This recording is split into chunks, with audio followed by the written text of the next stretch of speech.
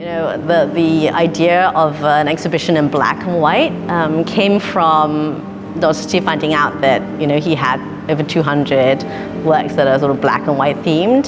Steve's collection is sort of amounts to about 1,300 works, so it's just a small portion of the collection. But rather than do something conventional or genre-based, I think he felt this has been an interesting way to look at a selection of artwork. And then when he asked us to think through, I felt this idea of black and white is very interesting because it's about binaries. It's about negative, positive, yin and yang, how we see things in black and white. In English, it's kind of like something that's incontrovertible, something that's fixed, something that can't be changed. Whereas art is the opposite of that. Art is something which is all about gray areas. It's about reading between the lines. So conceptually, it's quite a beautiful idea. And then when you put it visually, and Steve is a really visual collector, he collects on what he sees, the impact of the artwork. And he's quite sort of eclectic about that. He doesn't have a specific theme he collects to. He doesn't focus on a certain type of art. You'll see within the show there's figurative work, there's abstract work, there's more conceptually based art. It's just something that hits. So when you look at everything in black and white, suddenly you see more things because you're not distracted by color. You're not distracted by ideas about one kind of art or the other. You're just sort of looking. So I think that's how we came to the black and white theme.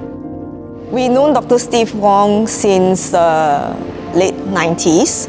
He was a collector that was constantly coming to the gallery. Every week he will be there. He's actually a plastic surgeon and he's just retired maybe about 5 years ago.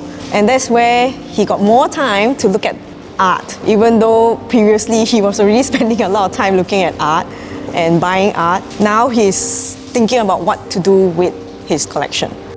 The show comprises of mostly Malaysian artworks, but also artworks from the region. And within the Malaysian artworks, we hope one visitor talked about it as sort of, in a way, telling a Malaysian story.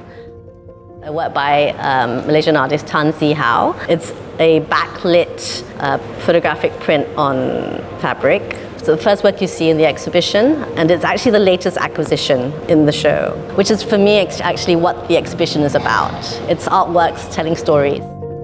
The Falls of Evolution by Pang Rok Sulap is actually the longest painting that we have in the show, which is actually about 10 meters long. This is actually done by a group of art collectives from Sabah. They started off as punk rockers. One of the interesting things about their work is actually they incorporate the music and the wood carving later on in the finishing of the work. Ahmad Zaki Anwar's Devotees is a set of 3 drawings and 3 portraits of Hindu devotees. I think it's one of the prizes from the whole collection for Dr. Steve. What's beautiful about them is they're monumental. So Zaki's known for his very fine detailed portraits of people and that they're very life-sized. So in Devotees are actually larger than life. Okay, so Ahmad Shukri Muhammad is one of the members of Mata Hati Group, and they were formed in the late 80s when they graduated from ITM. The work called Jalan ke Putrajaya was actually a commission work that Dr. Steve has asked the artist to make for him, specifically to document that particular moment in time in our Malaysian politics. And that work, if you look much closely, they are actually cut out canvases of alphabets that are formed into certain words like democracy, reformasi, bersih.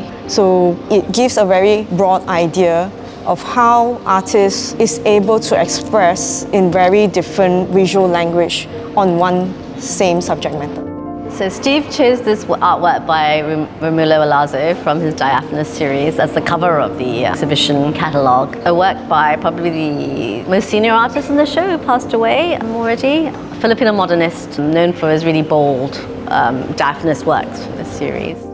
So Steve's an interesting collector and a real big support for the Malaysian art scene, a good 3 decades. And I think the interesting thing about his collection is that then it crosses many generations of contemporary artists. So it's good for us to be able to share this with the wider audience. These works were made, from the 90s up until now. Give you a very broad idea of what Malaysian art is. Steve's always tended to look out for young artists as they're coming out, recent graduates, and then some of them he follows through their career. So I think collectors like Steve are really important.